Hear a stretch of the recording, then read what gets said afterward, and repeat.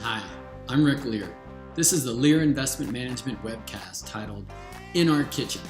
We call it In Our Kitchen as an analogy to understand what's going on in our minds and our current thinking on investment topics. In this episode, we address a paradigm shift occurring in the world.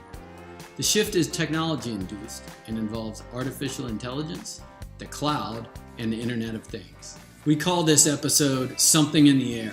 The title is a tip of the hat to the great rock and roll legend Tom Petty. Something in the Air was the title of a song about revolution.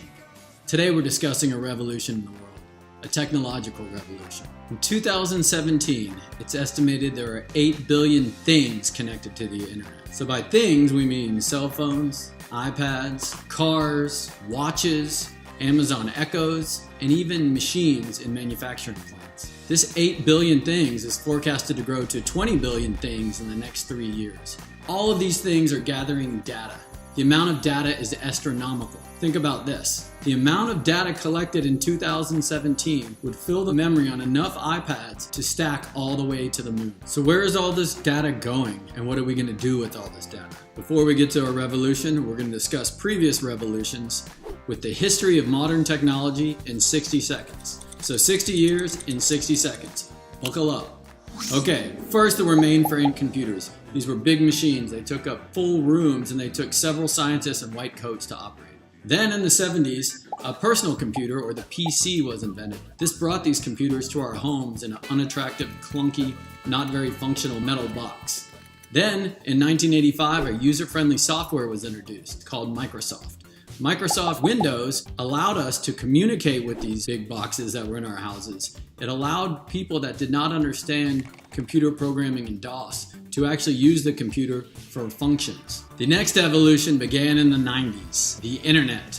The world became connected, usually via an annoying dial-up sound. Along came email, which changed the way we communicated. Then in 2007, another game changer came along with the introduction of the iPhone.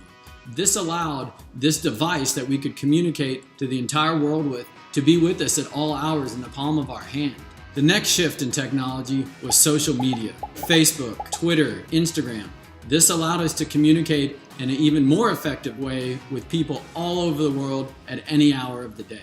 Okay, so this brings us to the next paradigm shift underway, the Internet of Things.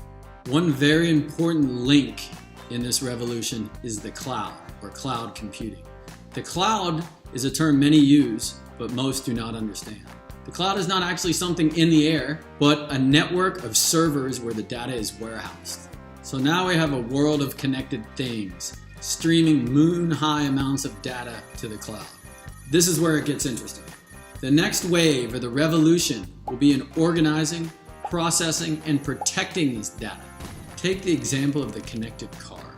The car is connected to the cloud. There's enough data created by your car in 1 hour that would fill up the storage of the iPhone. So what are we doing with this data? Well, imagine the implications for an insurance company.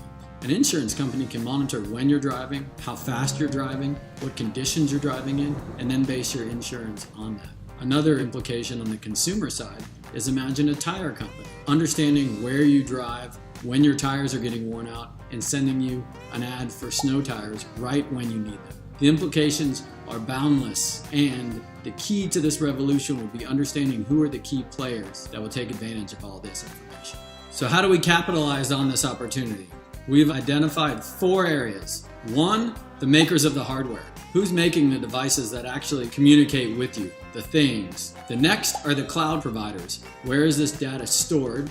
The next are the companies that process the data once the thing creates the data to use it for useful and profitable outcomes. The 4th thing, the industries that will use this data. So think of an easy one as consumer products.